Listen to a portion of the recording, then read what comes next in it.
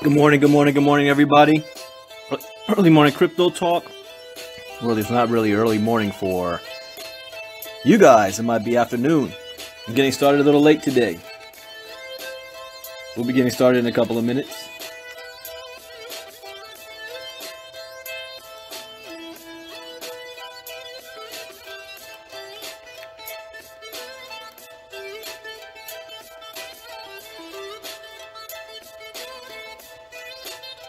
Hope you guys have enjoyed your weekend so far.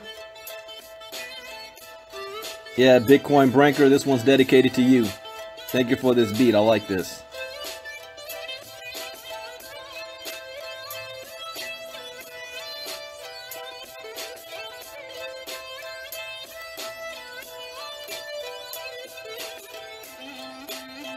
Good afternoon, my fools. How you doing?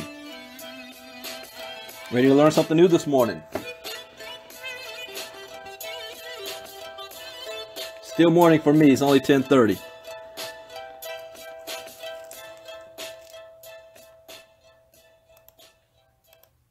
All right, so let's go ahead and get started. And as always, as a disclaimer, I am not a licensed financial advisor to be dispensing financial advice. I read the news, share my opinion, give suggestions, and you take that information from there and make your own informed decision on what you choose to do. If you follow what I call my prime directive when it comes to approaching the crypto industry, you will have a positive experience. And it's just 4 prime directives. Number 1, you need to get educated. Cryptocurrency education is a must. It is what I call a survival technique, because the future of the world will be dealt with blockchain technology, digital assets, digital transactions, digital contracts. Everything is going to be built on this technology. It is the Internet 2.0. It is the greatest economic shift in wealth in the history of mankind for the most amount of people, and you cannot afford to be left out on this or to let it pass you by. This is the most important education that you can get, even more important than your college degree, and I have one. Number 2, only invest with money you can afford to lose. When you invest, consider it gone. Number 3, you work on your return on investment. That's the only thing you focus on, your return on investment. Because after that, then everything else, you've eliminated your risk. You know, now you just have profit and loss, but you've eliminated the risk. Return on investment. Don't get greedy. You see a profit, you take your profit. And then rule number 4, have a game plan. Where do you see yourself in 3 months, 6 months, 1 year? Remain focused. Do not get distracted. It's easy to get distracted in this space. We are on the verge of launching what's going to be one of the biggest companies in the past 10 years. And people know this, yet I still get hit up with opportunities 4 or 5 times a day. And they know what I'm doing. And they still, oh, you got to check this out. You got to be a part of this. And it's not that there are bad opportunities. There are some good ones out there. You just can't be a part of everything. Warren Buffett is not invested in every single company on the stock market. So you got to be careful. You do want to diversify, but you diversify being smart. So let's go ahead and get started with a couple of articles this morning. I'm going to start with Uber. I'm sure all of you have at least tried or driven in an Uber at least once. So this one, Uber co-founder Garrett Camp launches new cryptocurrency. Let me put a link to this in the chat box.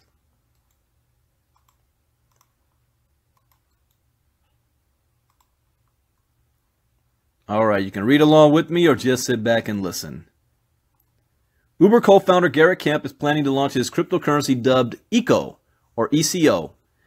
I'll call it Echo. In an attempt to revive the original promise of digital currencies, which was an instant, affordable, and borderless means of payment for masses. Since its inception, Bitcoin has been envisioned as a global currency. However, over time, it has also become an excellent store of value, similar to how we think of precious metals. It is also because of this latter latent characteristic that developers have spawned other virtual currencies that function exclusively as a speedy means of payment. I agree with that assessment. Camp revealed that he has been working on his new cryptocurrency that will become a global digital currency to be used for day-to-day transactions. He also points that his eco cryptocurrency will not face technical challenges that leading tokens like Bitcoin and Ether face. ICOS seeks to create the most usable digital currency platform to date, offering users an alternative to Bitcoin, gold, and fiat currency at eco.com. New payment systems are needed which are not controlled by a central institution and provide better user experiences using mobile devices. Camp's plan to launch a cryptocurrency from a philosophical standpoint falls in line with his earlier statement of donating half of his wealth to charity after an eye-opening experience during his first trip to the African continent. The Canadian businessman told Fortune, "I realize it might be better to release a new project from a different philosophical standpoint with cooperation from a lot of universities, scientists, and research institutes like the internet." According to the turned philanthropist, Camp named the new token ECO, as it is straightforward to say it in multiple languages and also kindles ideas like ecosystem, economics, and e-commerce. Over the past 18 months, the crypto fever has caught up with more than a few billionaire entrepreneurs, as many have been entering the crypto space with their prospectus digital tokens. Telegram CEO Pavel Durov has raised over $1 billion through ICO for its TON network, TON. As opposed to existing blockchain technology, the ECO protocol is developed to operate on verified nodes instead of an unknown network of participants. The protocol is a median between decentralized networks like Bitcoin and centralized networks like Visa. Inversely to Bitcoin's blockchain technology, where miners rival each other to earn tokens, in the ECO protocol, the token reward is equally distributed across the networks. Therefore, the energy consumption of mining reduces as miners will not have to compete for additional computing resources. However, Camp does not want the majority of the tokens to be held by only a few people, as he intends to make it a global currency. Additionally, and to smoothly run operations, Camp is forming an ECO foundation by venturing his own $10 million. I think that you're going to start to see a whole lot of this, because he is correct that Bitcoin was intended to be like a global currency. The problem is that most people are not viewing it or using it as currency. They're using it like gold, a store of value. They're buying and holding. In fact, in the community right now, it's almost taboo to sell your Bitcoin, because they say, why would I sell new money for old money that's dying? So that old sound, that way, the way Bitcoin was intended for use is not being done that way. So then you have these altcoins coming up to fill the void. And I firmly believe in the future, Bitcoin will not be the dominant coin on the market. I don't know what coin it will be. I just don't think it will be Bitcoin. I think Bitcoin is Blockbuster. It's Yahoo. It's MySpace. You know, the new coin is going to be Google. It's going to be Netflix. It'll be Facebook compared to its predecessor. Bitcoin's just the first. All right. Cool article. Let's go on to the next. The next generation of politicians will be crypto's biggest advocates. Now, this is written by an author that I do not like, and I question his knowledge. Name is Kai Sedgwick.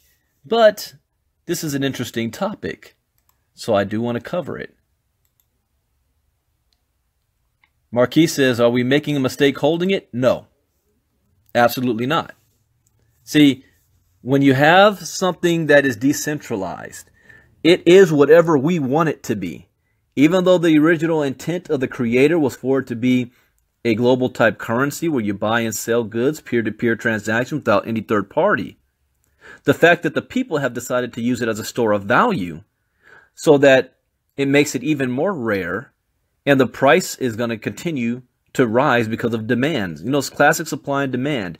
I think that ultimately what may end up happening as well is that once Bitcoin kind of hits its zenith, once it gets to that plateau, whether it's 50,000 a coin, 100,000 a coin, $500,000 a coin, or $1 million per coin, it will level off. And once that happens, then you're going to start to see more of it being used as a currency instead of a store of value because it's priced way out of the price range for the average person.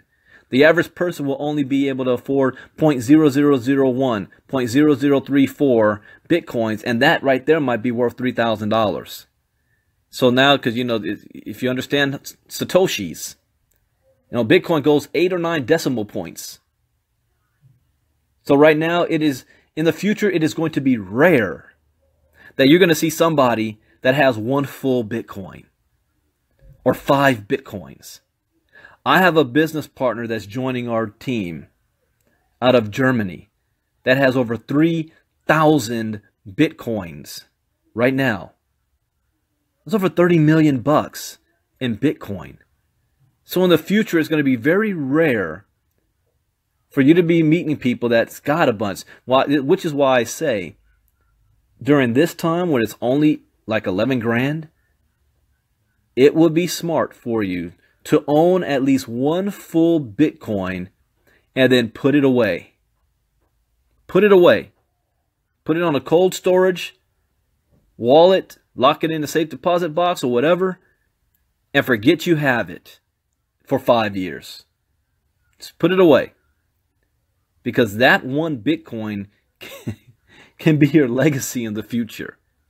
You know, if every single millionaire and billionaire on the planet decided that they wanted a Bitcoin right now, there's not enough to go around, and they definitely can afford it.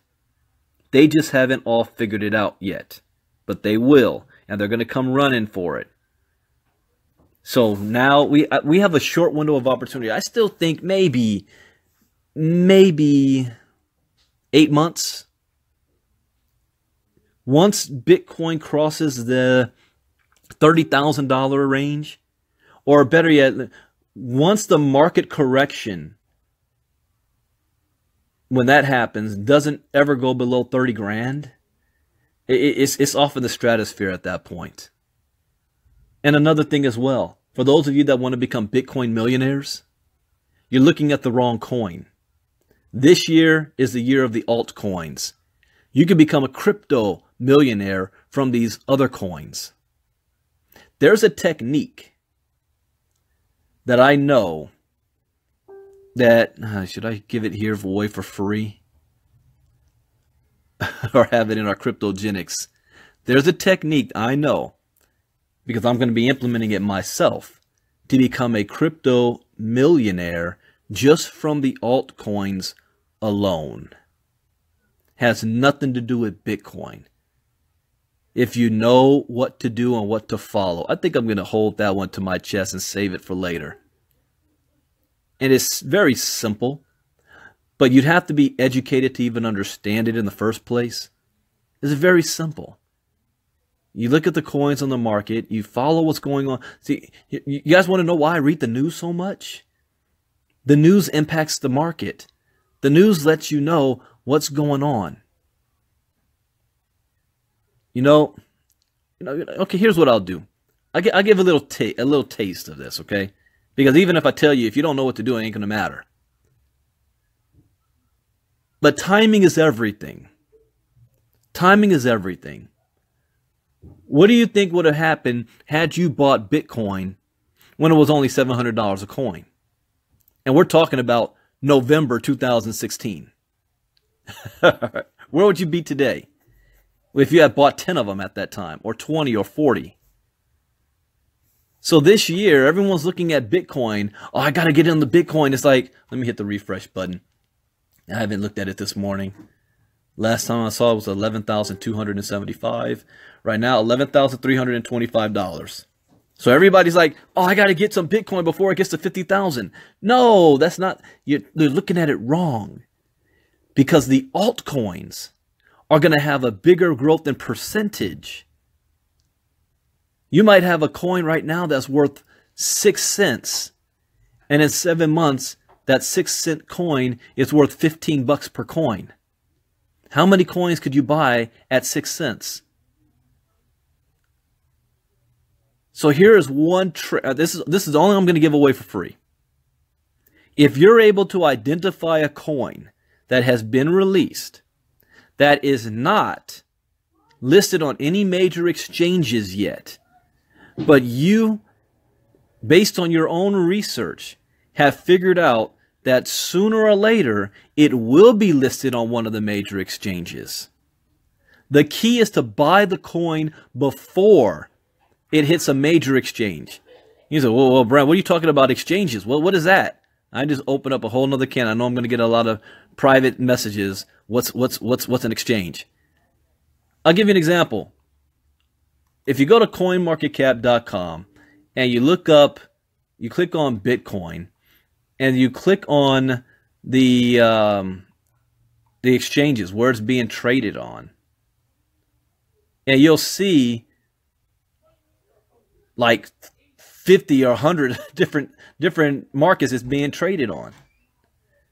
But if you look up a coin that you haven't even heard of before, you know, a brand new coin, then that coin might only be traded on 2 or 3 exchanges. But if it hits one of the big ones, like Bittrex, Poloniex, Kraken, Binance, now you have the eyeballs of a whole lot of people that's going to jump on it and push the value of it higher up. Why? Okay, here's a better analogy to use. Let's say Black Panther just came out, right? Black Panther. Everybody loved Black Panther, but they announced a limited edition release of a Blu-ray. Oh, I'm saying Blu-ray, of DVD. But the problem is that DVD, you would have to travel across the country to get it. It's not so easy to do. Or you don't even know where it's being sold, but you do know it's out. Which means you'd have to do a whole lot of research to try to get it. In other words, the average person ain't going to have access to that Black Panther DVD. And then a couple of months later, they announce, we are now selling the Black Panther DVD in Target, Walmart, Best Buy, and which is only a 2-minute drive from your house. Now, how many people are going to go and get that Black Panther? Why? Because it's easier. That's what happens with the major exchanges. It's easy to have, most people know about the major exchanges, but most people are not on the small ones, where coins first get listed when they come out, because it's easy to get listed on them. And then you have to really pick out when that coin will hit the major exchange. You know, one good measure is looking through ICOs. The problem, though, is ICOs, trying to buy at an ICO stage is very, very, very, very risky. You limit your risk by waiting for a coin on an ICO to actually hit, like CoinMarketCap, to actually hit the blockchain, even if it's worth like a fraction of a penny. At least it's on the blockchain. That's when I would wait to buy a coin coming from an ICO if you don't know what you're doing. If you don't know. So if you're able to catch a coin on one of the small exchanges before it hits the major exchange, or you get wind of a coin hitting the major exchange and you immediately buy into it, then you're setting yourself up for at least 1,000% gain. All right, at least 1,000% gain. And there's a couple of other tricks you can do that you can turn $200, $300 into 5 figures. I've done it. But remember, I'm not a licensed financial advisor, so I can't be, sharing that kind of stuff. I'm just telling you it's possible. But I just gave you a little taste. You want to be a crypto millionaire this year? It's not Bitcoin that you should be looking at. It's the other coins. And it's not even, the top 10, but it's the dark horse ones. You look at the coins between 50 to 100 that might have popped up on the scene. You can tell that the other thing is you got to watch, see, is this a pump and dump? If it's a pump and dump, it's not going to go anywhere. It's been market manipulation on it. Nothing's going to happen to it. So you got to know how to spot the pump and dumps. So this, like I said, this is not for beginners. You've got to be educated to understand that and know that. The safest thing is when people say, "Oh, what coin should I buy, Brandon? What coin should I buy?" I say, you know what? Put a percentage of your investments into the top 10 coins. Because all top 10 coins are going to grow this year. The one that I believe, and this is not an endorsement by any means, the one that I believe might have the biggest percentage gain might be Cardano. Right now, it's only worth 29 cents. Okay? 29 cents. Who knows where it might be by the end of the year? It might go the opposite direction and go down. But I've got my eye on that one, as well as Neo. All right. We went way off track. Way off track. Welcome, Carl. This is your first time catching me live. Welcome. All right, let's go back to the next generation of politicians will be crypto's biggest advocates. And if you guys learned any new information from that, if you like, what I just shared, give me a like or a heart, something. My goal is that you learn something every time. Okay, the next generation of politicians will be crypto's biggest advocates. And I definitely agree with that. Technology favors the young. While tweens are sweeping through life and conversing through Snapchat filters, grandma's still getting the hang of texting. With the average age of a U.S. senator pegged at 61, it's no wonder that many officials either don't get Bitcoin or are openly hostile to it. Their loss is the next generation's gain, though. And there are signs that the coming wave of politicians won't just understand cryptocurrency. They'll be its biggest advocates. The class of 2018 will be the lawmakers of 2028. Learning comes naturally to the young. Picking up a foreign language from birth is easy. Mastering one at age 40 is a chore. It's the same with technology. It would be inaccurate to say that older citizens don't understand cryptocurrency. Many do. For every non-agenarian, I haven't heard of that one before. Non-agenarian, decrying Bitcoin as a noxious poison, there's a Christopher Giancarlo taking it with aplomb. Nevertheless, survey data supports the fact that crypto's biggest advocates are the young. Millennials are twice as likely to own cryptocurrency as older age brackets and 16 times more likely to buy it in future compared to over 65s. The years pass fast, though, and the current crop of crypto bears in political office will soon retire or stand down, to be replaced by more youthful and forward-thinking incumbents, to whom cryptocurrency is the iPhone, something that's just always been there. The 36-year-old Republican Senate candidate Austin Peterson is a big Bitcoin supporter and has disclosed 24 cryptocurrency donations. I am a big fan of the digital currency community because of what it represents, which is ultimately decentralization. He explains. He's not alone. Across the pond, a number of youthful European politicians are also on side. Now, Italy embraces the future of money. At just 28, cryptocurrency holder and co-founder of the Italian Bitcoin Association, Gianluca Comandini, is running for office. Elections take place on Sunday, and in a recent televised address, Comandini took a break from electioneering to big up Bitcoin as the future of money. Blockchain technology and the transparency it provides are an ideal fit for a country that has been blighted by the corruption of elected officials in the past and their murky financing.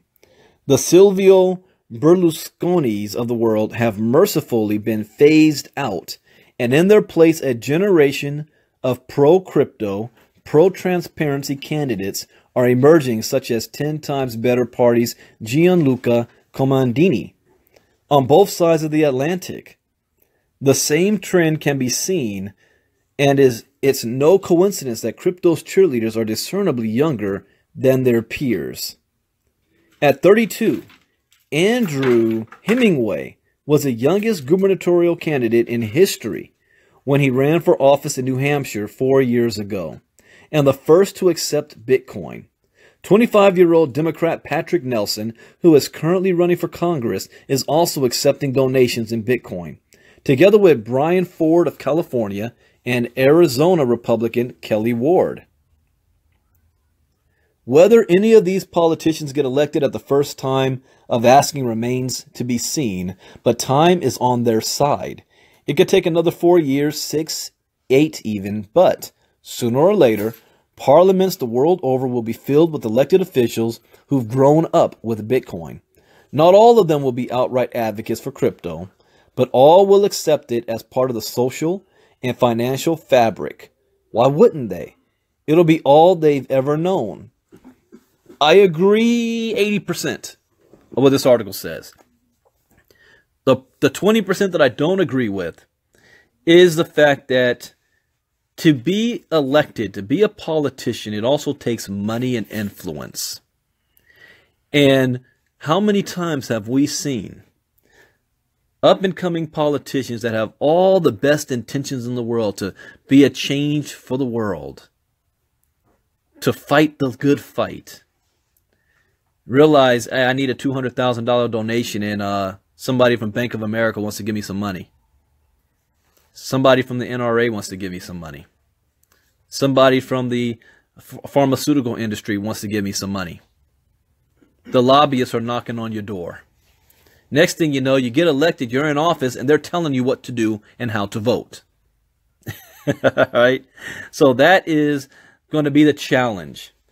How do you overcome those with money? Because it's not the politicians that decide things. It's whoever holds the purse strings.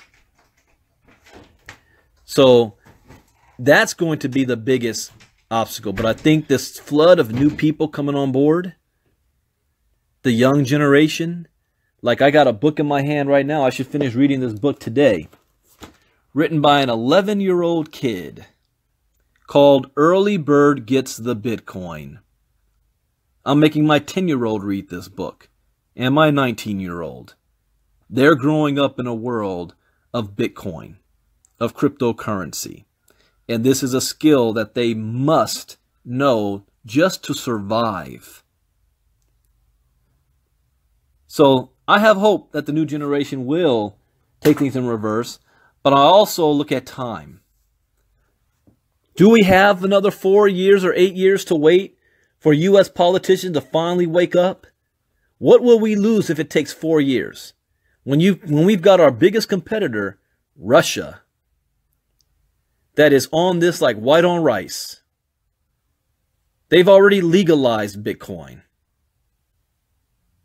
You guys realize that? They've already legalized it. They're creating their crypto ruble. They have cities, test cities, that are dummy cities just to operate off of digital currency.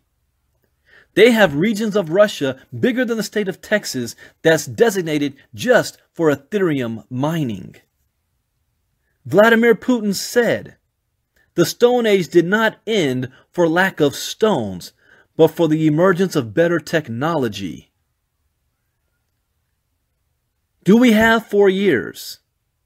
I don't know about you, but I am not waiting on our government to all of a sudden have the aha moment, the Eureka moment, and decide, hey, yeah, guys, you know, we finally will admit the U.S. dollar's going down.